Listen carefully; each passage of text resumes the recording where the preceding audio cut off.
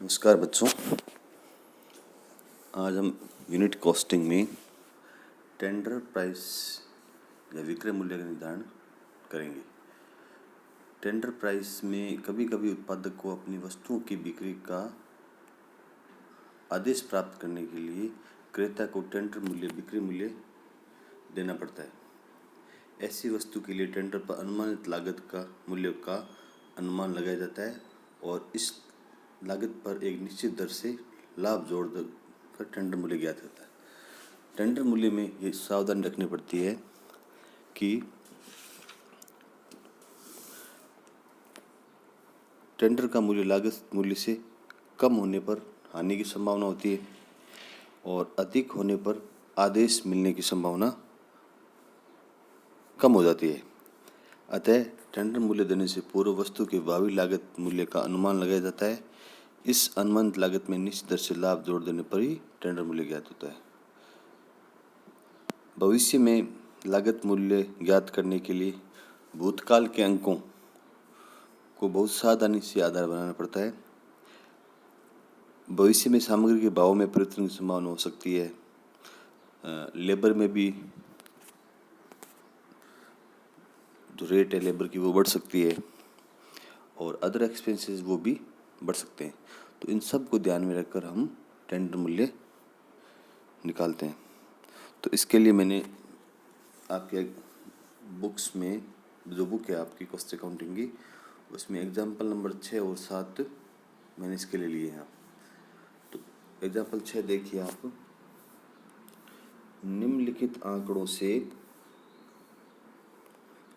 जनवरी से मार्च 2012 के लिए पॉपुलर स्टॉक मैन्युफैक्चरिंग कंपनी का लागत व उत्पादन विवरण तैयार कीजिए।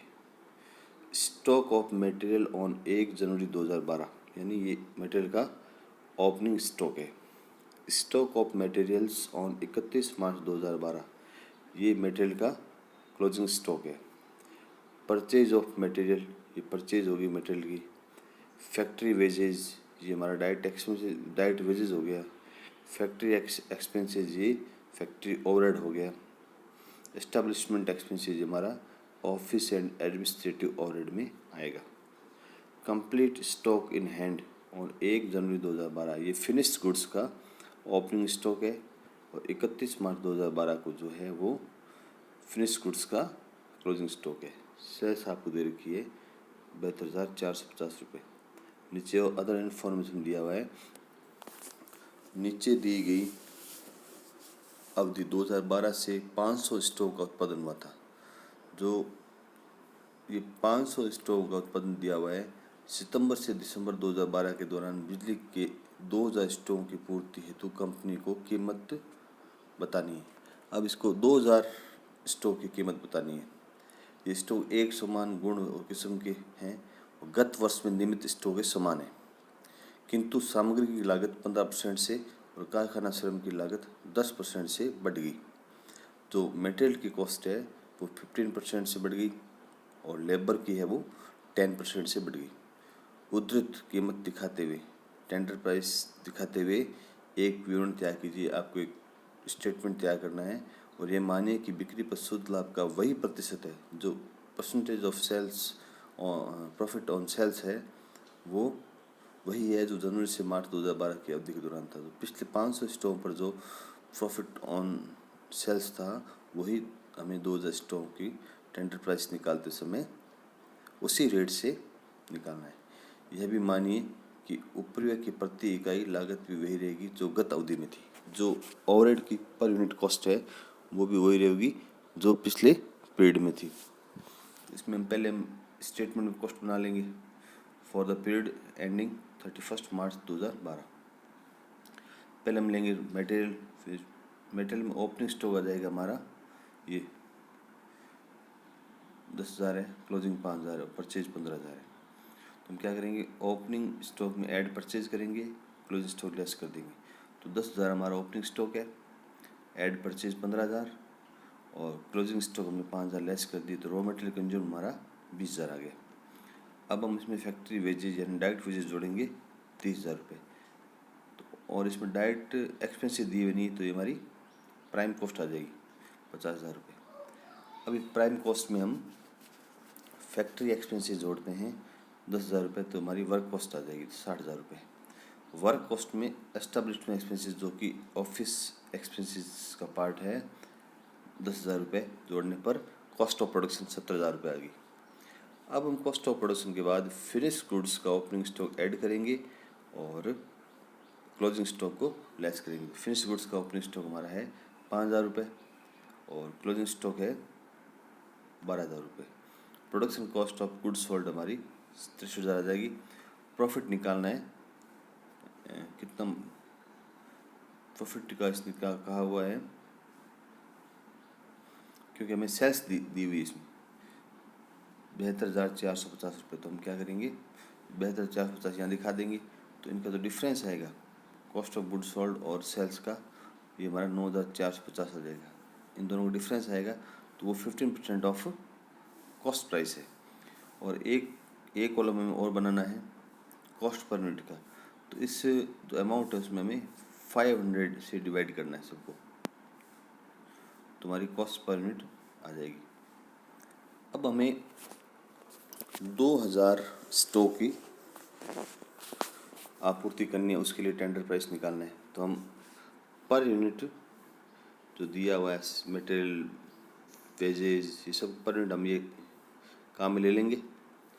तो पहले हम मटेरियल कंज्यूम लिया, तो मटेरियल की रेट हमारी है पर यूनिट 40 रुपये, तो 40 से 2,000 को 40 से मल्टीप्लाई करेंगे तो 80,000 रुपये आ जाएगा। अब वो कह रहा है क्वेश्चन में कहा हुआ है जो सामग्री की लागत है वो 15% से बढ़ जाएगी, तो 15% से बढ़ जाएगी तो हम इसमें इंक्रीज कर देंगे 15%, 12,000 रुपये हो जाएंगे। तो 92,000, इस 92,000 में हम 2,000 से डिवाइड करेंगे तो 46.000 रुपये आ जाएंगे। अब फैक्ट्री वेजेस की रेट हमारी है फैक्ट्री वेजेस 60 रुपये, तो 2,000 यूनिट्स को 60 रुपये से मल्टीप्लाई करेंगे तो 1,20,000, और ये इंक्रीज़ होगा 10% से, तो अब ये 12,000 बढ़ जाएगा तो 1,32,000, ये हमारी प्राइम कॉस्ट आ जाएगी 2,24,000 रुपये। अब नेक्स्ट है फैक्ट्री एक्सपेंसेस, वो 20 रुपये पर यूनिट है, उसको 2,000 से मल्टीप्लाई करेंगे तो 40,000 रुपये हो जाएंगे। अब हम ये हमारी वर्क कॉस्ट आ गई। वर्क कॉस्ट के बाद में एस्टेब्लिशमेंट एक्सपेंसेस 20 × 2,000, तो हमारा 40,000 आ जाएगा। तो कॉस्ट ऑफ प्रोडक्शन 3,04,000। अब हमें 15% ऑन कॉस्ट प्राइस, क्योंकि हमें पहले कॉस्ट पर निकाला है, तो 45,600 इस पे निकलेगा। 3,04,000 पर 15% निकालेंगे तो 45,600, तो हमारी एस्टिमेटेड सेलिंग प्राइस आएगी 3,49,600। और ये जो कॉस्ट वाला जो कॉलम है इसमें 2,000 स्टॉक का सब, इन सब में है ना 92,000 में 2,000 डिवाइड करेंगे, 1,32,000 को 2,000 से 2,24,000 सब में 2,000 से डिवाइड करेंगे तो हमारी पर यूनिट कॉस्ट आ जाएगी। नेक्स्ट एग्जांपल लिया है मैंने 7 नंबर। तो 7 नंबर एग्जांपल में आप देखिए, वर्ष 2011-12 के लिए प्रीतम ब्रदर्स के लेखों से निम्न विवरण प्राप्त किए गए। कॉस्ट ऑफ मटेरियल दी हुई 1,50,000 रुपये, डायरेक्ट वेजेज 1,25,000 रुपये, फैक्ट्री ओवरहेड 75,000 रुपये, एडमिनिस्ट्रेटिव ओवरहेड 84,000 रुपये, सेलिंग ओवरहेड 56,000 रुपये, डिस्ट्रीब्यूशन ओवरहेड 35,000 रुपये और प्रॉफिट 1,05,000। सब फिर हम आगे देखते हैं। एक कार्यदेश का वर्ष 2012-13 में संपादन करना है, जिसके लिए 4,000 की सामग्री तथा 2500 को मजदूर की आवश्यकता हुई। ऐसा अनुमान किया जाता है कि कारखाना उपयोग की दर 20% से बढ़ जाएगी और विक्रय उपयोग की दर 12.5% से बढ़ जाएगी, जबकि वितरण उपरिव्यय की दर 10% से नीचे जाने का अनुमान है। प्रशासनिक उपरिव्यय स्थिर रहेंगे। उत्पादन को किसी मूल्य पर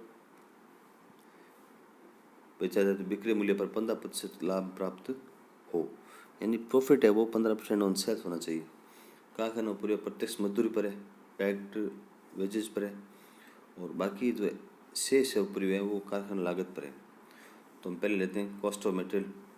तो कॉस्ट ऑफ मटेरियल दी हुई है हमें 1,50,000 रुपये, डायरेक्ट वेजेज है 1,25,000 रुपये, इन दोनों को ऐड कर दिया हमने तो ये हमारी प्राइम कॉस्ट आ गई 2,75,000 रुपये।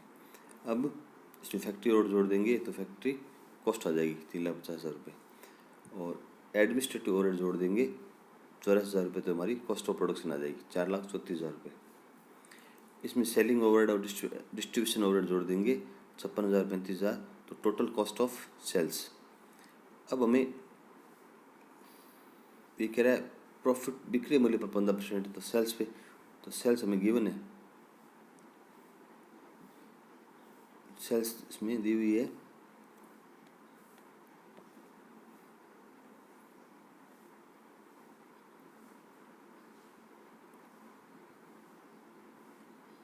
प्रॉफिट दिया हुआ है, प्रॉफिट दिया है 1,05,000 रुपये। तो हम इसमें कॉस्ट में प्रॉफिट ऐड कर देंगे, ये 1,05,000 ऐड कर दिया तो हमारा 6,30,000 रुपये आ गया। तो इसने 6,30,000 पर 1,05,000 प्रॉफिट निकाला, तो 20% आ गया। अब हम परसेंटेज ऑफ फैक्ट्री और टू डायरेक्ट वेजेज निकाल लेते हैं। तो हमारा डायरेक्ट वेजेज, हमारा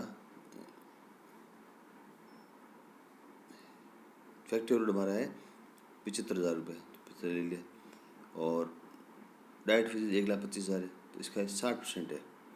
फिर है परसेंटेज ऑफ एडमिनिस्ट्रेटिव ओवरहेड, क्योंकि ये सब फैक्ट्री ओवरहेड नहीं, इसमें फैक्ट्री कॉस्ट पे आधारित है। फैक्ट्री कॉस्ट हमारी 3,50,000 है, तो 3,50,000 सब निकाल देंगे, तो ये हमारा 24% आएगा, ये आएगा 16% और ये आएगा 10%।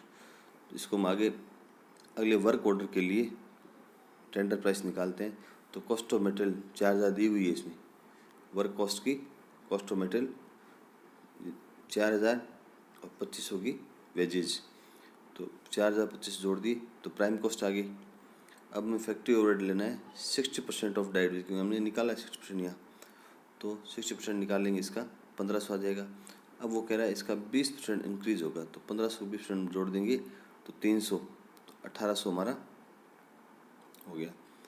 अब हम, तो हमारी फैक्ट्री कॉस्ट आ गई।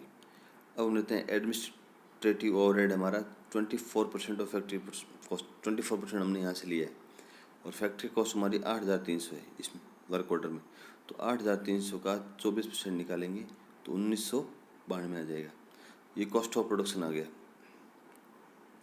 अब कॉस्ट ऑफ प्रोडक्शन में फिर हम जोड़ते हैं सेलिंग ओवरहेड।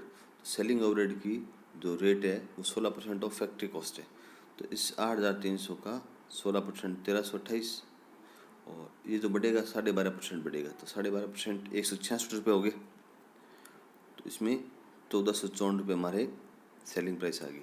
डिस्ट्रीब्यूशन ओवरहेड है, वो है 10% ऑफ फैक्ट्री कॉस्ट, तो फैक्ट्री कॉस्ट 8,300 का 10% 830 रुपये, और 10% इंक्रीज़ होगा तो 83 रुपये होगा, तो 747 रुपये आ गई।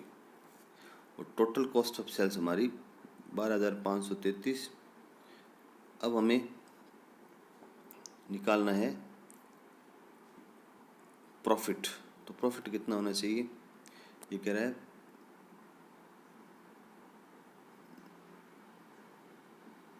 जबकि वितरण उपरिव्यय की दर 10% से नीचे जाने का अनुमान है। अच्छा, ये नीचे जाएगी, तो यहाँ इसको हम डिक्रीज किया है। तो डिस्ट्रीब्यूशन ओवरहेड है, उसमें जब फैक्ट्री ओवरहेड में इंक्रीज हो रही है, सेलिंग ओवरहेड में इंक्रीज हो रही है, डिस्ट्रीब्यूशन ओवरहेड में 10% डिक्रीज है, तो इसको हमें कम करना है। यहाँ पे 8,830 में से 83 लेस करेंगे तो 747 आएगा।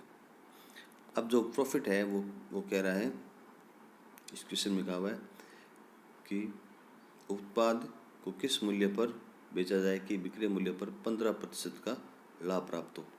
तो ये आपको दे रखा है बिक्री मूल्य पर 15%, और हमारे पास है कॉस्ट। हम क्या करेंगे, रेट अपॉन 100 माइनस रेट, तो रेट 15 है, 100 माइनस रेट करेंगे तो 85 हो जाएगा, और कॉस्ट हमारी है 12,533। तो इस 12,533 से मल्टीप्लाई करने पर 2,212 हमारा प्रॉफिट आ जाएगा। तो एस्टिमेटेड सेलिंग प्राइस हमारी 14,745 रुपये है। तो आज मैंने एग्जाम्पल नंबर 6 और 7 लिए टेंडर प्राइस निकालना सीखा। नेक्स्ट क्लास में हम इससे आगे की